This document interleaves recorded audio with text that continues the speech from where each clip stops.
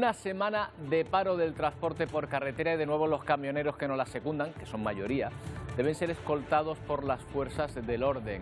Ese convoy en concreto iban alimentos y pienso para animales, fundamental para las empresas del sector primario, pero también ha habido que escoltar otro convoy con ayuda destinada a Ucrania. Por el momento, las vías de diálogo con los transportistas siguen cerradas. ¿Qué tal? Buenas tardes. Es una cadena de protestas que refleja los problemas de otra cadena, la de suministros, imprescindible para el funcionamiento de nuestra economía. Ayer los agricultores salían a la calle estrangulados por el precio de los carburantes, el recibo de la luz y la huelga de transportistas que les impide distribuir sus productos. Los transportistas, presionados a su vez por el precio de la energía, mantienen sus protestas. La presión en la calle aumenta.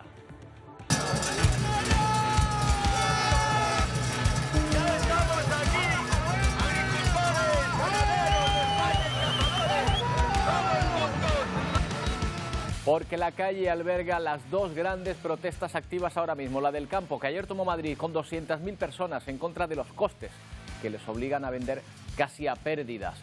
Y la escasez de productos como los piensos para los animales o los fertilizantes.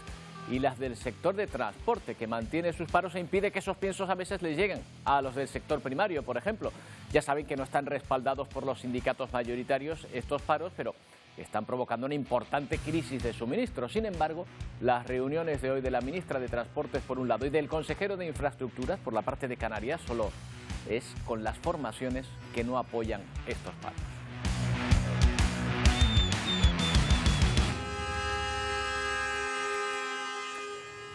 Y hoy, por supuesto, la noticia de este fin de semana, el cambio estratégico de España respecto al conflicto del Sáhara Occidental. El gobierno da un giro radical a la postura adoptada por nuestro país en 40 años y toma partido por Marruecos, lo que rebaja las tensiones con nuestro vecino, pero tensa las relaciones con Argelia y el Frente Polisario, que veía en España un apoyo, un garante a su exigencia de referéndum en la zona. ¿Cómo afecta a Canarias esta situación? ¿Ha logrado España algo a cambio? Son cuestiones que nos vamos a plantear hoy. Y también veremos que los muertos, desgraciadamente, siguen acumulándose en Ucrania, una ciudad asediada, la de Mariupol. Allí son tantos los muertos que reciben sepultura en la misma calle. Mientras Rusia continúa con sus bombardeos indiscriminados con la población civil, el último en Kiev ha matado a 8 personas en un centro comercial. Rusia avanza lentamente, pero no deja de machacar las ciudades que resisten con extraordinaria firmeza el avance de sus tropas. Y vamos con lo último en torno al giro de la política exterior de España sobre el Sáhara, la reacción del representante del Frente Polisario en nuestro país, que pide a Pedro Sánchez que rectifique y asuma la responsabilidad que tiene España para con el pueblo saharaui. Lo que tiene que hacer el Gobierno de España es seguir apoyando los esfuerzos de la comunidad internacional, las resoluciones de las Naciones Unidas y tratar de intentar aprovechar sus relaciones con Marruecos para exigirle el cumplimiento y el respeto de las resoluciones de las Naciones Unidas.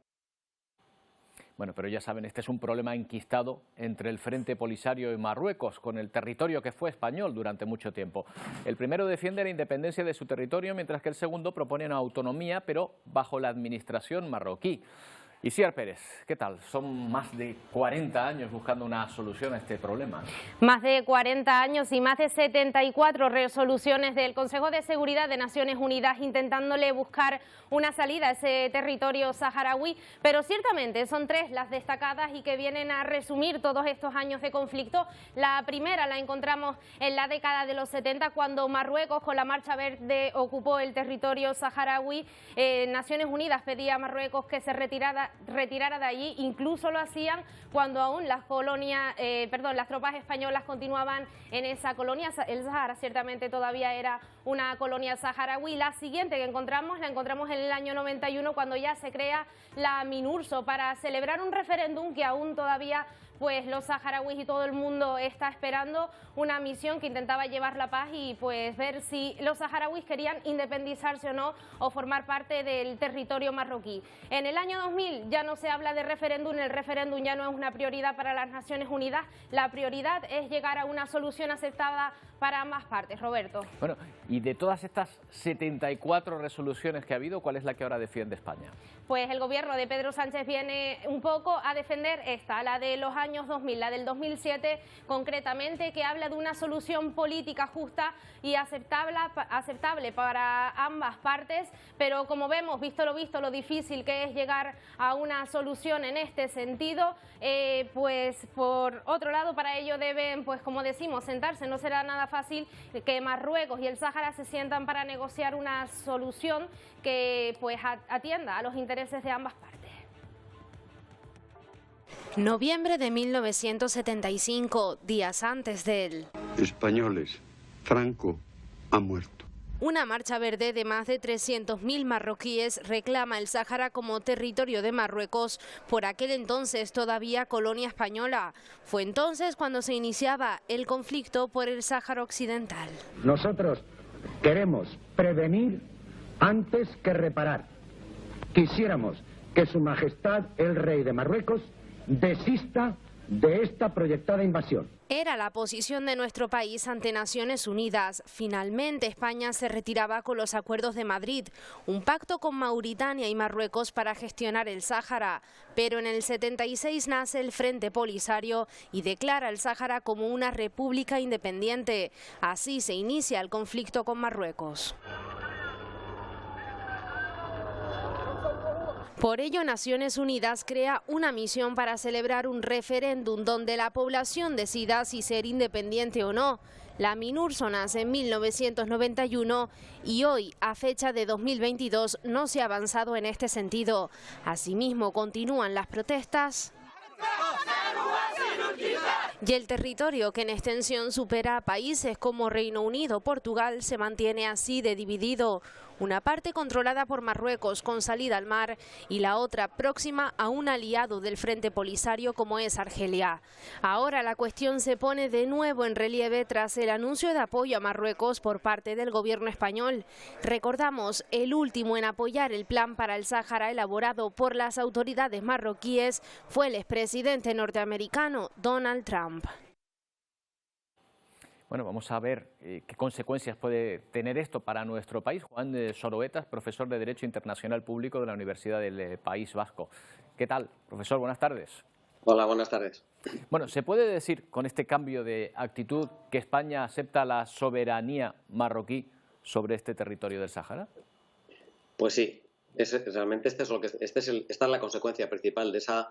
No sabemos exactamente tampoco en qué términos lo ha hecho, porque es una carta que tiene toda la pinta de que haya sido una filtración del gobierno marroquí, que ha recogido solamente una parte. No sabemos realmente en qué consistía esa negociación. Y bueno, realmente cuando en la introducción al tema se comentaba que es un plan, es una situación enquistada porque las dos partes están cada una enfrascada en lo suyo, pues hay que recordar que la situación actual se deriva de la ocupación militar por parte de Marruecos de un territorio que no le corresponde. Esto lo ha dicho la Asamblea General, lo ha dicho el Consejo de Seguridad, lo ha dicho la Corte Internacional de Justicia. Entonces no se puede hablar de dos partes como si estuvieran peleándose por algo, porque realmente hay una parte que sufre la ocupación de su territorio y otra parte que lleva a cabo la ocupación del territorio. Entonces, incluso también cuando se comentaba qué tipo de resolución ha adoptado España a la hora de aceptar esta solución de la autonomía, pues por ninguna. Ninguna resolución del Consejo de Seguridad ni de la Asamblea General ha dado el visto bueno a la propuesta de autonomía de Marruecos. Ninguna. Entonces no tiene ningún apoyo en el derecho internacional. Bueno, y ahora la situación que se da le permite a Marruecos decidir qué tipo de autonomía, qué grado de autonomía da al Sáhara Occidental. Bueno, no voy a entrar en lo que en mi opinión es un brindis al sol, porque en Marruecos la palabra autonomía es una palabra absolutamente vacía de contenido, y sino que se lo digan a los rifeños. Pero ni siquiera es el caso, porque estamos hablando de un territorio colonial. Entonces, Marruecos hace tiempo que lleva a cabo su política de supuesta autonomía, o como la quiera llamar, sin que haya variado un ápice en que constituye una violación permanente y sistemática de los derechos humanos de la población saharaui. Antes se comentaba, por ejemplo, cuál era la consecuencia de esta decisión para Canarias. Cuando se habla de esa solución, digamos, realista. Realpolitik, que se ha dicho en algún momento. Eso es. Realista es una solución de un Estado independiente saharaui. Sería, sin duda, el mejor aliado que puede tener España en esa parte del mundo. La relación entre la sociedad civil española y saharaui creo que es perfectamente conocida, especialmente por los canarios. Ahora mismo se están oyendo comentarios en los que dicen de esta forma se garantiza la tranquilidad de Canarias en relación con el Sáhara Occidental. Es incomprensible esta afirmación, en mi opinión. Sí, pero Juan, ya que está nombrando Canarias, que era una de las cuestiones que queríamos tratar, ¿de qué manera puede afectar a las islas el tener a nuestro vecino marroquí más cerca, en el caso de que finalmente se incorpore el Sáhara a su territorio, de facto, ya de derecho? Bueno, de derecho no va a ocurrir nunca. De derecho solamente ocurrirá si el pueblo saharaui da su visto bueno a la ocupación del territorio, cosa que evidentemente no va a ocurrir. Es decir, ya sabemos cuál es el problema que tiene Canarias en relación con Marruecos. Marruecos ocupa el territorio, organiza sistemáticamente la inmigración, porque esto es algo que ya lo sabemos, lo sabíamos ya hace décadas que lo viene practicando, pero ahora ya no hay ninguna duda cuando hemos visto las imágenes de Ceuta con la policía marroquí abriendo las puertas, ¿no? Entonces, esa es la política de Marruecos. Marruecos chantajea literalmente a la Unión Europea y a España con la inmigración, con Ceuta y Melilla y con cooperación en materia terrorista y con otros temas. Entonces, esto no va a cesar porque quien negocia con la mafia tiene ese problema. Si tú estás pagando el impuesto revolucionario, no vas a dejar de pagarlo nunca. O cortas, o si admites ese chantaje, vas a seguir pagando siempre. Y después de la posición en relación con el Sáhara, vendrá el problema de Ceuta y Melilla, porque esto es algo básico en la Constitución de Marruecos. Es decir, Ceuta y Melilla forman parte de Marruecos y son dos territorios a los que nunca se va a renunciar. Claro, pero hay que ver también cómo funcionan la diplomacia, la política exterior, y lo cierto es que España, en cierta manera, usted me corregirá si no es así, se había quedado sola después del cambio de postura de Estados Unidos, con ese apoyo explícito a Marruecos. También Alemania en los últimos meses creo que también se ha posicionado en ese sentido, y no sé hasta qué punto la guerra de Ucrania ya forzaba en cierta manera a nuestro gobierno a tomar una posición más definida. ¿Usted cree que esto es así, que la guerra de Ucrania ha provocado esta reacción en cadena? No, yo creo que no. Yo creo que no porque, vamos, produce perplejidad y cuando no hay indignación, escuchar al presidente español decir hace 3 semanas España está por el cumplimiento de la legalidad internacional, nunca aceptará la situación de una ocupación militar y apoyará siempre a quien está defendiéndose de esa ocupación en relación con Ucrania, para 3 semanas después decir justo lo contrario en relación con el pueblo saharaui. Ningún Estado ha reconocido la solución de la autonomía. Ninguno. Claro, Estados Unidos lo hizo a través de Trump. No lo hizo Estados Unidos como Estado, lo hizo Trump ya en un momento en que estaba en funciones.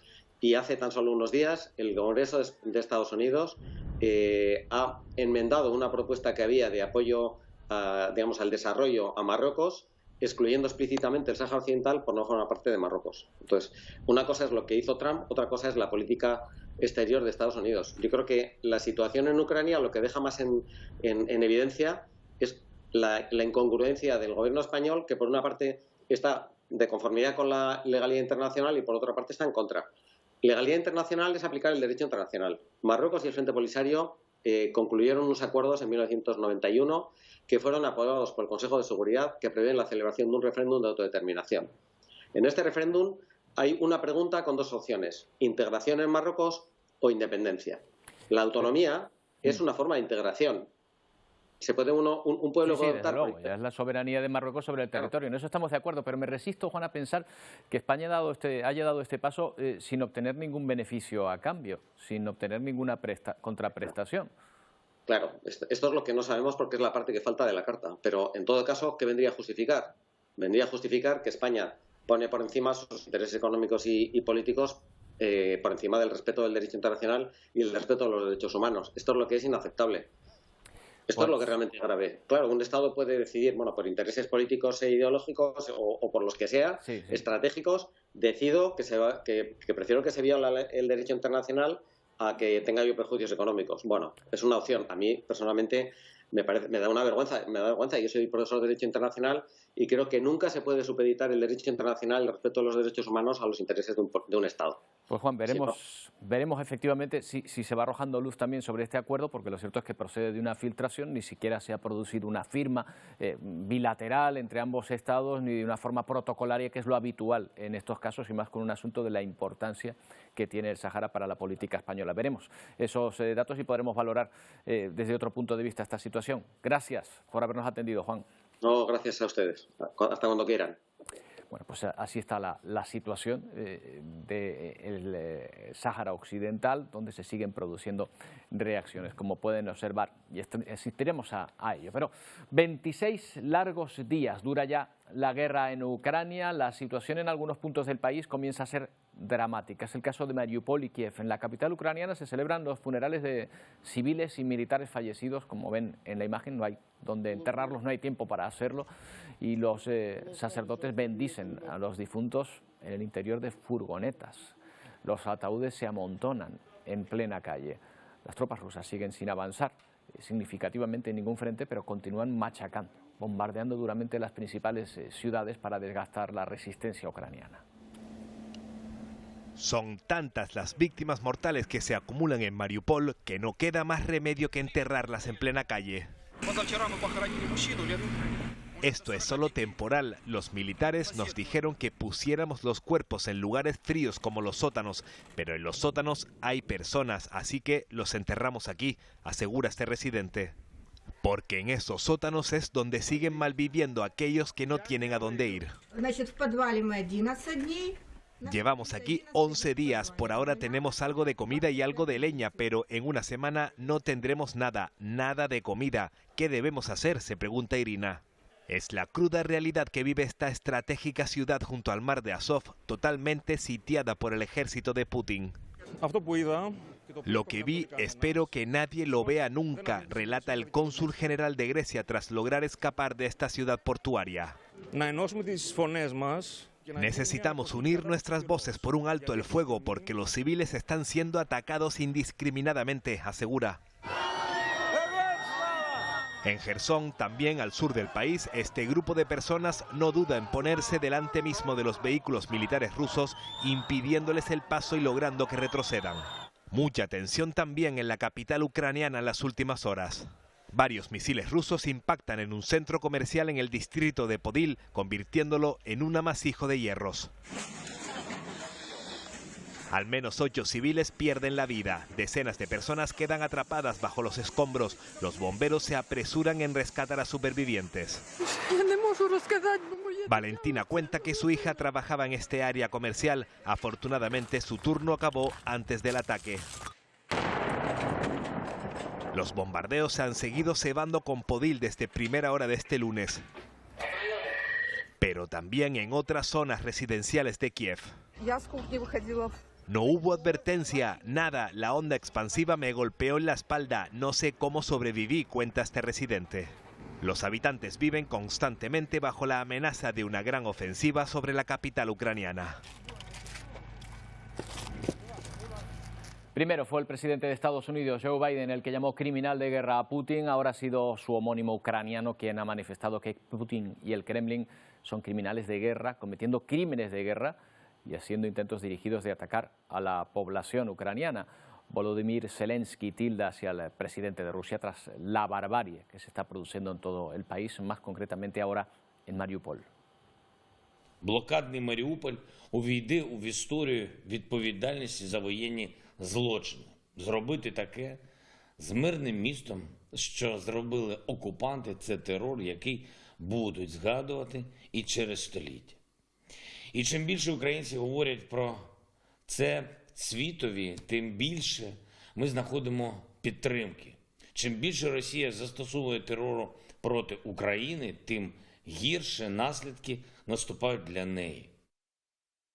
De Ucrania, de la guerra, nos siguen llegando historias de personas que se han unido a la Legión extranjera. Es el caso de un peruano, antiguo militar en su país, que residía en Madrid y que dice haber ido allí para ayudar a los civiles. Pese a las carencias que ha encontrado, insisten que no se va a ir de Ucrania. Tenía su vida en Madrid, donde buscaba saltar a la fama, ser un reconocido reggaetonero.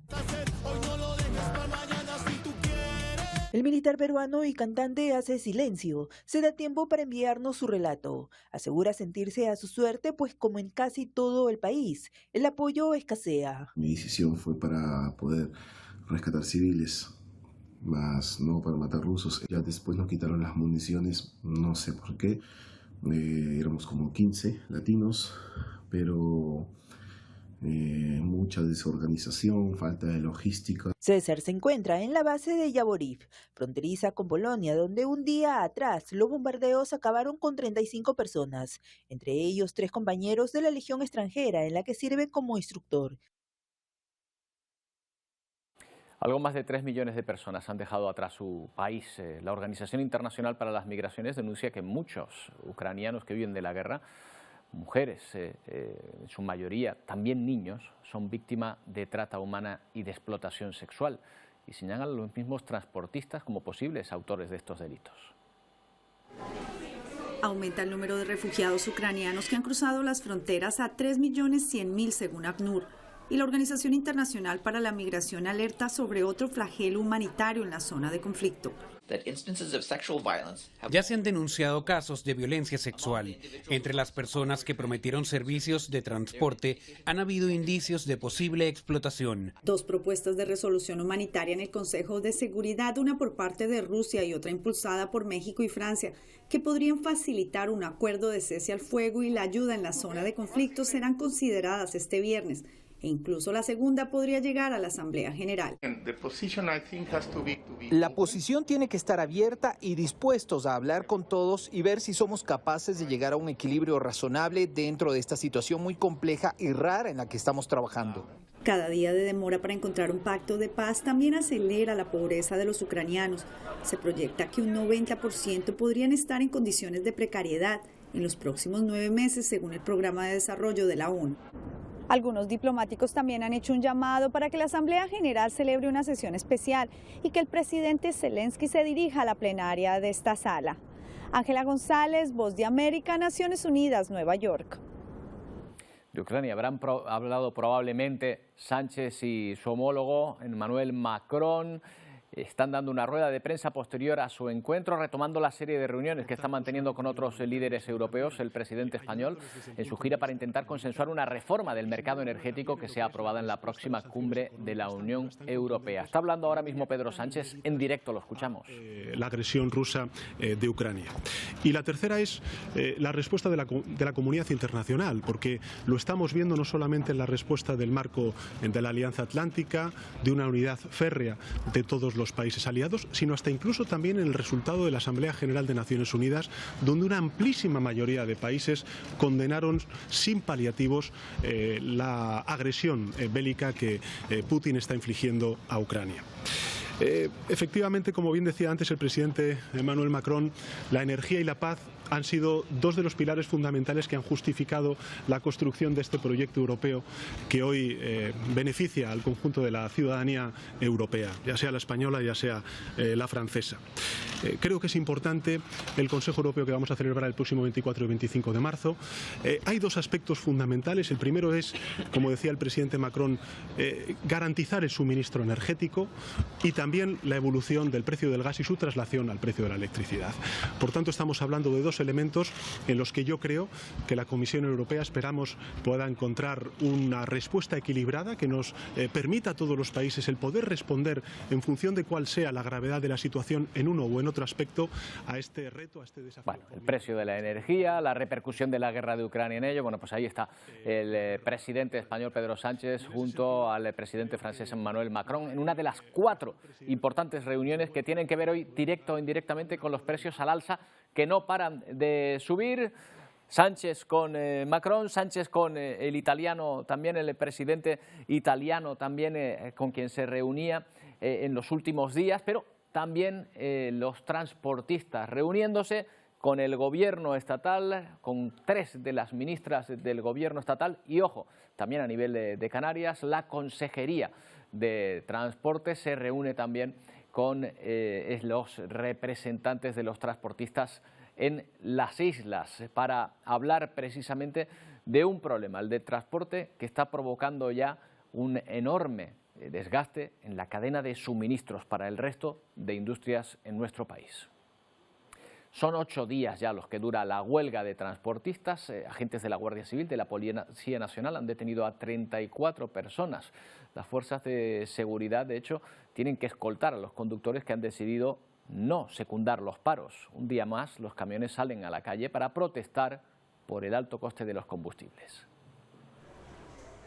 Octava jornada de huelga para el sector del transporte con paros en distintos puntos del país. Las fuerzas de seguridad del Estado continúan escoltando el viaje de los transportistas que han decidido no secundar la huelga para evitar que se vean afectados por piquetes en una jornada especialmente activa, marcada por la reunión mantenida entre las ministras de Transporte, Hacienda y Asuntos Económicos del Gobierno con el Comité Nacional del Transporte por Carretera. Una cita a la que no estaban invitados los convocantes a la huelga, la Plataforma para la Defensa del Transporte. Si la ministra de Transporte no habla con Plataforma, que es la única que ha convocado este paro, y se firma inmediatamente los acuerdos, la reivindicación que se pide, Plataforma no va a desconvocar. En Canarias, el Ejecutivo también mantiene conversaciones con representantes del sector. Esta mañana se han reunido con la directiva de la Federación de Empresas de Transporte en las islas para abordar los altos costes del combustible y posibles problemas de desabastecimiento, entre otros asuntos. Bueno, y protestan también los trabajadores del sector primario. Agricultores y ganaderos se dieron cita en Madrid contra los altos costes del combustible y los bajos precios a los que tienen que vender sus productos, además de tener que hacer frente, desde que comenzó la guerra, a la escasez de productos procedentes de Ucrania, como los piensos para animales o los fertilizantes. La delegación del Gobierno contabilizó cerca de 100.000 asistentes, 400.000 según los organizadores. No podemos seguir con los costes que nos cuesta. Nuestros productos los vendemos, que es nuestra ruina, no nos los pagan. Que no podemos seguir con los precios del petróleo, de los abonos. Eso es la ruina nuestra. Entonces, si quiere que haya una agricultura, que el campo rural, que la España vaciada no se vacie más, tienen que entendernos. Sube la temperatura en la calle. Con la llegada de la primavera, el Gobierno estatal se ha comprometido a aprobar antes de final de este mes, el día 29, recuerden, medidas para abaratar el precio de la luz, el gas y las gasolinas. Y en ese contexto el Ejecutivo se ha reunido con las comunidades autónomas en una reunión por videoconferencia. Por parte de Canarias han participado el presidente de Canarias, Ángel Víctor Torres, y el vicepresidente y consejero de Hacienda, Presupuestos y Asuntos Europeos, Román Rodríguez. La conferencia ha estado coordinada por la vicepresidenta primera, Nadia Calviño. Bueno, la construcción avisa de un parón en las obras por el alza de los costes en un 40% tras el impacto de la guerra de Ucrania. La presidenta de la Asociación de Empresarios de la Construcción y Promotores, María de la Salud Gil, advierte de la situación de asfixia que atraviesan las empresas constructoras de las islas ante esa fuerte subida de los costes que afectan tanto a la obra pública como a la privada.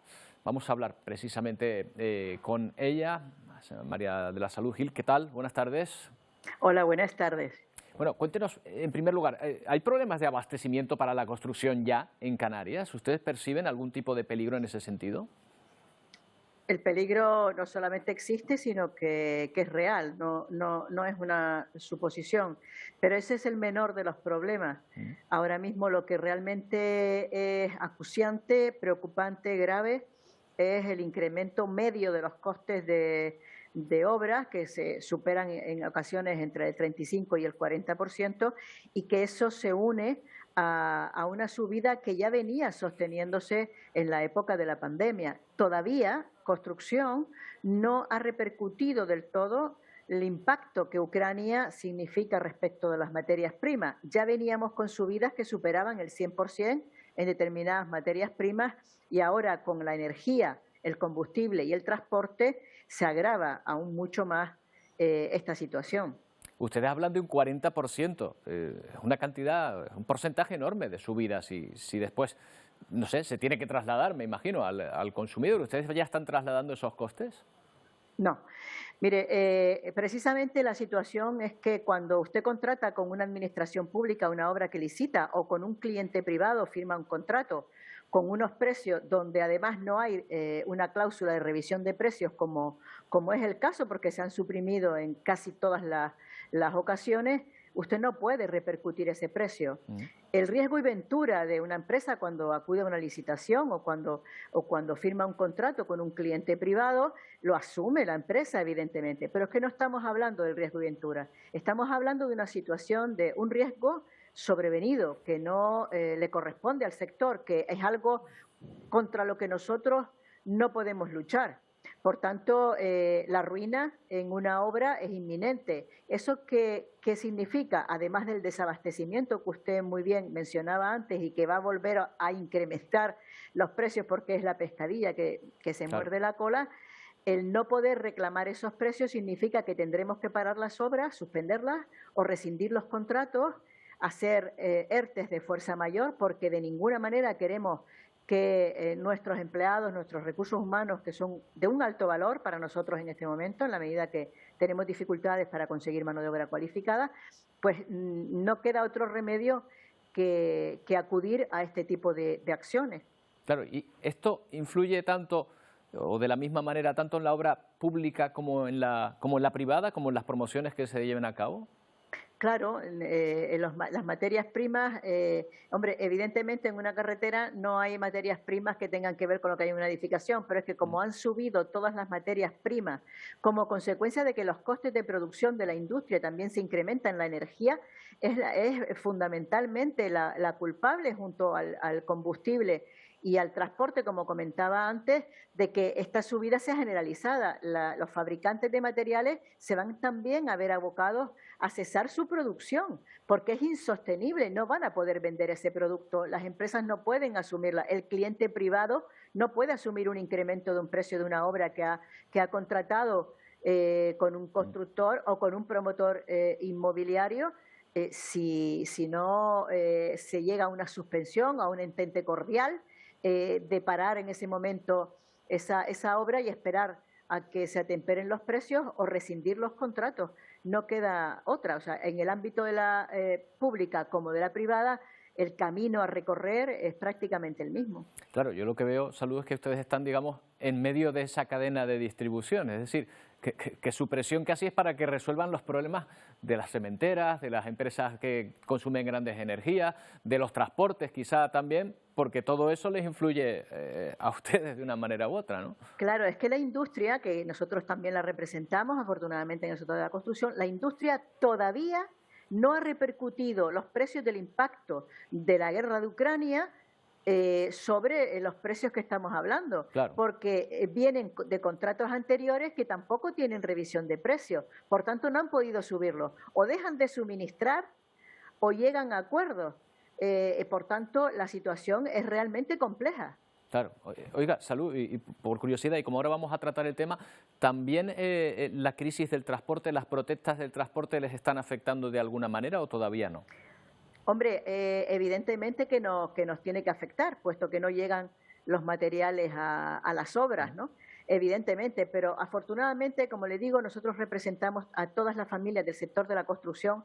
En este momento he convocado Junta Directiva y he convocado Asamblea General porque tenemos que tomar decisiones colegiadas en este sentido, tenemos que llegar a acuerdos entre todas las familias del sector para tener una voz común y una reivindicación común y saber cuáles son las acciones inmediatas que la asociación tiene que tomar para defender sus intereses. Bueno, pues veremos qué es lo que ocurre, Salud, y pues ya vemos que la situación es complicada y compleja, difícil de atender.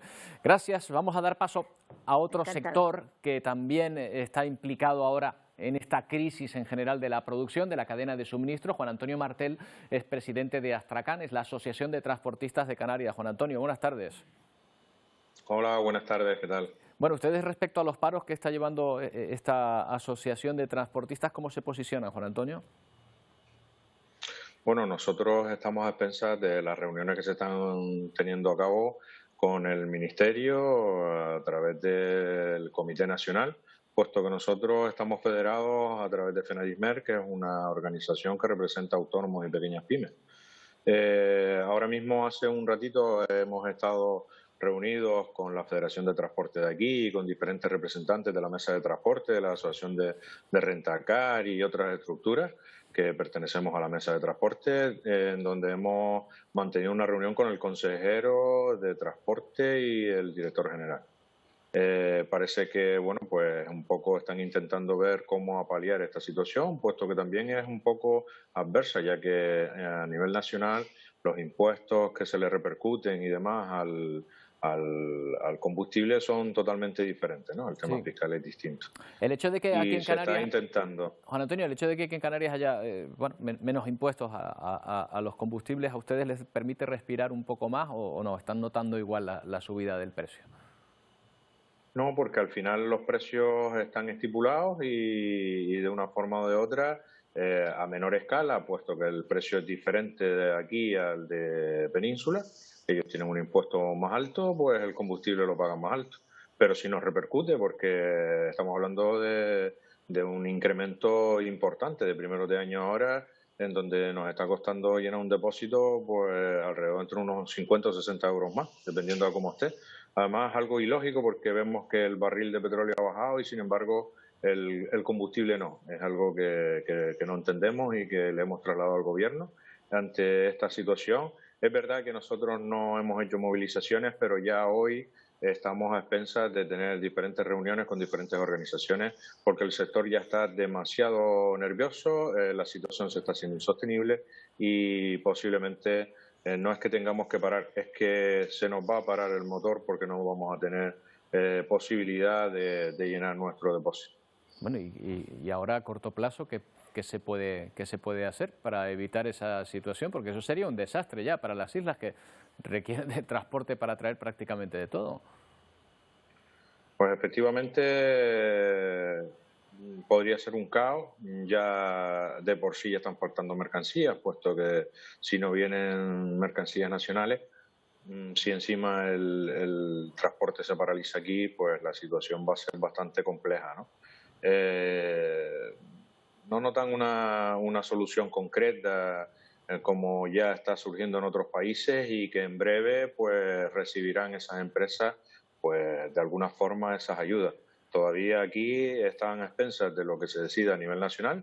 Esta tarde se reanuda la reunión a las 4 de la tarde con el Ministerio y el Gobierno de aquí pues traslada que está pendiente de lo que se haga a nivel nacional. La última, Juan Antonio. Yo creo que son otras vías. ¿Ustedes pueden aguantar hasta el 29 de marzo, hasta que el Gobierno tome una decisión? Esa es la fecha en principio que se había puesto. Ya decía que hoy ya el sector canario se está poniendo súper nervioso y están a punto de que no pueden salir a trabajar. No se puede repercutir el precio al transporte, con lo cual nuestros clientes están a expensas de que nosotros tomamos una decisión. ¿Temen ustedes que se puedan producir paros así en Canarias también? ¿Creen ustedes que podrían llegar a la situación de la península, de llegar a convocar esos paros como los que se están produciendo allí? Posiblemente vaya a ser un efecto mayor. A nivel nacional es una plataforma la que está conllevando a cabo este paro, no las organizaciones ni estructuras. Si las organizaciones y todas las estructuras se unen a este movimiento, creo que el país va a tener un efecto bastante negativo. Y indudablemente Canarias no se va a quedar fuera. Juan Antonio, pues mal me lo pinta. Espero que se encuentre una solución antes. Muchas gracias. Gracias a ustedes. Bueno, porque claro, son los camioneros que están en esa plataforma, no representan, están representados dentro de un sindicato en concreto y es posible que haya otros profesionales que decidan sumarse también a esa plataforma. Imagínense ya si la situación esta la padecemos en Canarias. Bueno, un apunte sobre un accidente aéreo. No hay muchos datos todavía, pero sabemos que a primera hora un avión comercial ha tenido un accidente en el sur de China, un vuelo que cubría la ruta entre las ciudades de Kunming y Cantón. A bordo viajaban 133 personas. Los servicios de rescate han ido a la zona, se desconoce si hay supervivientes, tampoco se conoce el motivo por el que se haya producido este accidente. Sí se sabe que el avión en apenas 3 minutos cayó desde unos 8.000 metros. Más cosas que contarles, no tardamos en volver.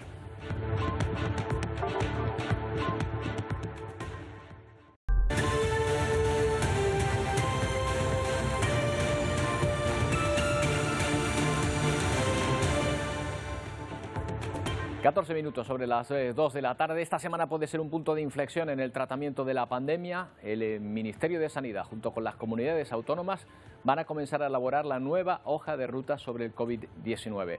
Primero, Salud Pública aconsejará qué medidas se deben tomar, pero Miguel, sobre la mesa ya varias propuestas. Sí, una estrategia que se podría adoptar esta misma semana después de que Salud Pública envíe esa hoja de ruta al Consejo Interterritorial y las comunidades autónomas y el Ministerio de Sanidad comiencen a avanzar en esa convivencia con la COVID-19. Sobre la mesa está bajar la cuarentena a 5 días e incluso dar de alta al paciente si lleva más de 48 horas sin síntomas. También empezar a contabilizar, como pedían muchas comunidades autónomas, solo los ingresos por COVID y no con COVID. Esto significa que aquellos pacientes que ingresen con otra patología y se le detecte el COVID no entrarán en el cómputo de presión hospitalaria. Y por último, también que las pruebas diagnósticas, es decir, las PCRs, comiencen a prescribirlas los médicos. Según los expertos, esto es un claro síntoma de que la pandemia está a punto de finalizar. Pues creo que la pandemia se ha acabado ya, pero no lo vamos a poder saber hasta que pase por lo menos un año y no haya habido ningún problema serio debido a contagios y que el virus no haya cambiado y no haya empezado otra vez a dar muchos más problemas, que siempre puede pasar, pero que creo que ya es muy difícil. Ojalá. Por el momento la presión hospitalaria sigue disminuyendo, pero los contagios comienzan a subir después de varias semanas de caída. España sufre un ligero repunte, pero la verdad, Miguel, es que estamos muy lejos de nuestros vecinos europeos, ¿eh? Sí, espera de conocer el informe que publicará previsiblemente mañana el Ministerio de Sanidad. La incidencia acumulada en nuestro país se sitúa en 445 casos por 100.000 habitantes, pero de lejos, muy por encima de los 3.000 casos está Alemania, Reino Unido por encima de los 1.400, Francia cerca de los 1.500 e Italia los 1.300 casos por 100.000 habitantes a 14 días. Roberto. A pesar de estas cifras, somos el país más conservador a la hora de eliminar las restricciones. Gran parte de Europa ha puesto fin prácticamente a todas las medidas para frenar la expansión del virus y han decidido comenzar a convivir con él. Sí, Reino Unido fue el que encabezó esa eliminación de restricciones en el continente europeo, pero también acaba de anunciar que desde esta misma semana elimina la petición del pasaporte COVID y tampoco tendrán que guardar ni cuarentena ni presentar una prueba negativa para entrar al país, tanto para salir los turistas británicos como para entrar los turistas del continente europeo. Pero además, Alemania y Francia han eliminado por completo las mascarillas en interiores, solo se exige para acceder a hospitales, a residencias y también al transporte público. Pero Italia ha sido el último país en anunciar el fin del estado de emergencia, que será el próximo 31 de marzo. Es una evolución de la COVID-19 después de superar esta ola por Omicron, a la que se suman muchos países tanto en América como Estados Unidos e incluso en Asia, a pesar de estar viviendo China uno de los peores brotes desde que comenzó esta pandemia. Alemania comienza su desescalada en 3 fases. Por el momento seguirá siendo obligatorio test negativos para los sanitarios y para acudir a las escuelas. El gobierno deja en manos de los estados federales ampliar las restricciones a partir del 2 de abril. Mientras se prepara para el aumento de contagios, Estados Unidos no cree que sea necesario recuperar las restricciones. El país confía en la cobertura vacunal para proteger a la población y evitar que el sistema de salud vuelva a saturarse. No nos veo volviendo a ningún tipo de restricción estricta, pero siempre hay que tener flexibilidad, asegura Anthony Fauci, director del Instituto Nacional de Enfermedades Infecciosas. Los expertos en China creen que aún es pronto para restar gravedad a la COVID-19. El país afronta varios brotes por la alta transmisión de Omicron. En las 2 primeras semanas de marzo se detectaron 29.000 infecciones locales. No debemos tomar la pandemia impulsada por Omicron como una gripe, alerta este experto de la Comisión Nacional de Salud. El gobierno intenta frenar la expansión del virus, confinando barrios, haciendo cribados masivos diarios y reforzando los recursos médicos en las regiones con mayor impacto. En cambio, Hong Kong anuncia que relajará las restricciones a partir de abril. Permitirá los vuelos de 9 países, entre ellos Francia, Estados Unidos o Reino Unido. Además, reduce las cuarentenas a 7 días para viajeros llegados desde el extranjero y reabrirá las escuelas. 6 personas han perdido la vida, al menos 10 han resultado heridas de gravedad en un atropello múltiple en Bélgica. El incidente se produjo al sur del país, en un pueblo que celebraba un desfile de carnaval en el que participaban unas 150 personas. La policía detuvo en el momento a los 2 ocupantes del vehículo que embistió a la multitud. Por el momento se descarta que sea un ataque terrorista. Las primeras investigaciones apuntan más bien a que los 2 jóvenes de 30 años podrían conducir ebrios o incluso bajo los efectos de las drogas.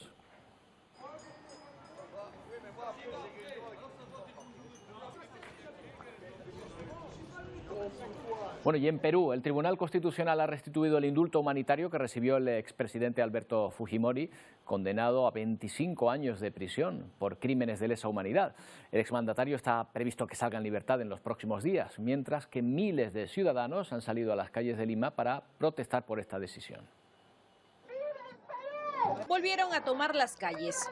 Deudos de las víctimas de los crímenes de La Cantuta y Barrios Altos, así como organizaciones civiles pro derechos de las mujeres y partidos políticos, se movilizaron por las calles del centro de Lima. Una vez más, mostraban así su rechazo al fallo del Tribunal Constitucional que restituye el indulto al expresidente Alberto Fujimori.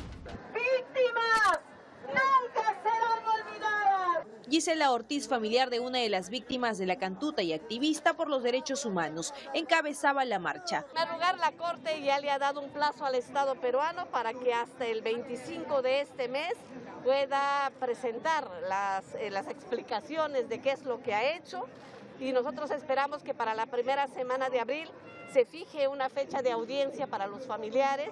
La movilización recorrió las avenidas Nicolás de Piérola, Wilson, Paseo Colón y se detuvo por algunos minutos frente al Palacio de Justicia. ¡Por justicia y dignidad!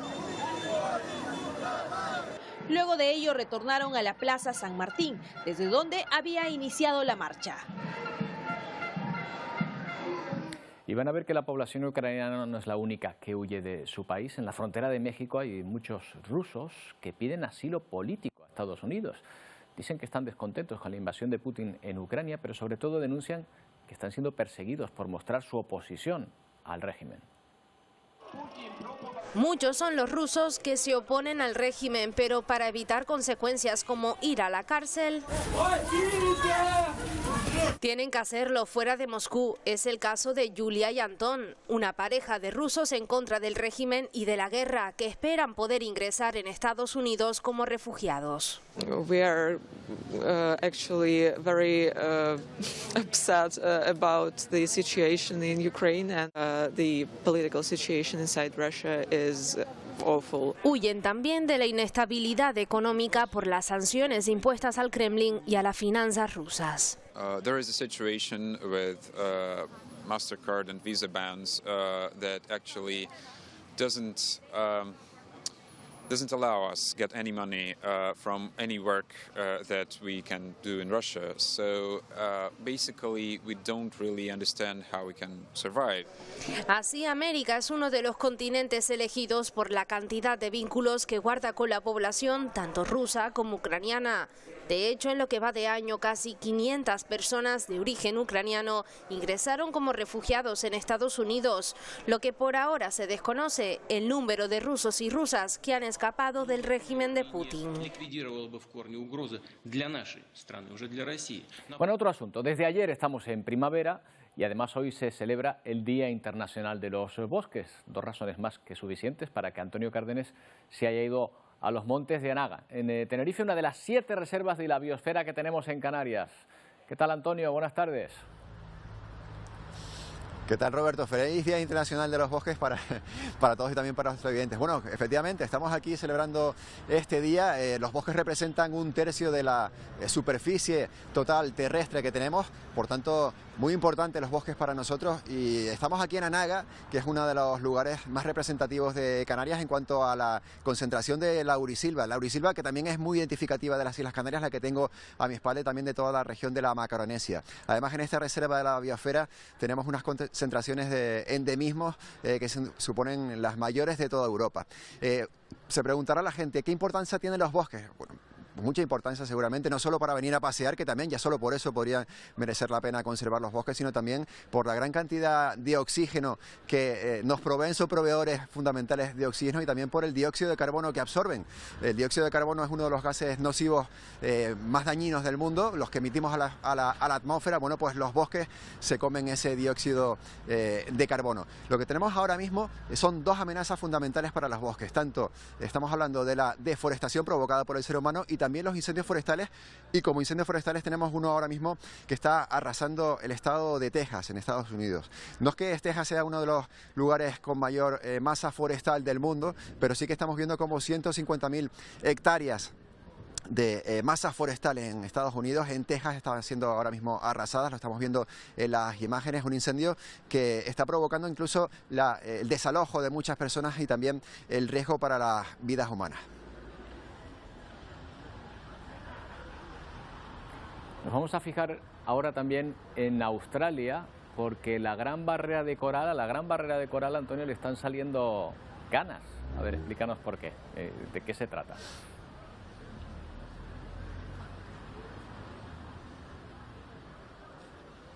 Bueno, creo que hemos perdido la conexión con nuestro compañero.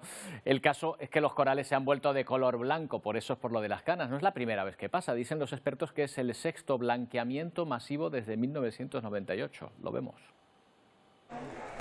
Corales albinos, no es lo habitual, pero es la sexta vez que ocurre en la gran barrera de coral australiana en los últimos 24 años, y esta es la causa. 2021 was the warmest year on record for the world's oceans. We know that climate change is warming the ocean. Los expertos hablan ya de olas de calor marinas más frecuentes y graves. Y fíjense en esta ecuación. 1. Australia tiene la mayor barrera de coral del mundo. 2. Las emisiones de gases que provocan el calentamiento global son su principal amenaza. Y 3. El gobierno australiano no desarrolla planes de descarbonización tan ambiciosos como otros países, así que Australia no lucha con todas sus armas por uno de sus mayores patrimonios. It's going to be really scary over the coming years. If we have another El Niño year, which of course is a natural cycle, but it's also supercharged because of climate change. Y por último, ¿cuáles serán las consecuencias? Pues ese blanqueamiento es el paso previo a la muerte, y esos corales son hoy sustento para muchas especies que luego son alimento para los humanos. Además, la barrera actúa como rompeolas natural en más de 2.000 kilómetros de la costa noreste australiana. Y mientras hablamos de todo esto, ahí abajo hay más de 3.000 arrecifes y una superficie de casi 350.000 kilómetros cuadrados. Bueno, pero ya decimos que estamos en primavera desde ayer. ¿Qué tiempo nos va a llegar en estos primeros días de la nueva estación, Antonio? Bueno, Roberto, pues una buena noticia por lo menos sí que es que las temperaturas han subido un poco y vamos a tener máximas de entre 23 y 24 grados en las costas de las islas. Bueno, ya es algo, no es que sea primavera, no es verano, pero bueno, es algo. Lo que sí vamos a tener es cierta estabilidad durante el día de hoy, con nubes y claros en los cielos. No esta noche, pero sí que mañana por la noche los restos de un frente podrían dejarnos algo de lluvia. Estamos viendo la previsión como tenemos ahí, pues, cielos con sol, cielos con nubes, pero sí que mañana por la noche podríamos tener algo de agua en Canarias, y ya ese agua se retirará, esas precipitaciones el miércoles por la mañana ya desaparecerán, y no esperamos más precipitaciones hasta el fin de semana. Quizás el domingo por la noche podría llover. Con esto completamos pues un mes de marzo en el que hemos recuperado algo, ese déficit hídrico que tuvimos en el invierno pasado. Bueno, Antonio, a ver si todavía podemos, no sé si mantenemos la conexión. Hemos perdido esa conexión con Antonio Cárdenas, va y viene, pero confirmamos que no está en un parque, está efectivamente en el monte de Anaga, pero estamos teniendo problemas, como pueden ver, para mostrarles esta situación. Gracias, Antonio. Vamos a terminar con una fiesta que nos llega de la India, el cada vez más popular Holi, el Festival de los Colores, el festival en el que los participantes bailan, cantan y sobre todo se colorean con esos polvos de colores. Hacía tiempo que en la India no lo celebraban, 2 años, se lo imaginarán, ¿verdad? por culpa de la pandemia. Con esta fiesta se celebra la llegada de la primavera y la victoria del bien frente al mal. No son malos motivos para celebrar. Gracias por su atención. Con estas imágenes les dejamos con Telenoticias 1. Volvemos mañana a partir de la 1:30. Adiós.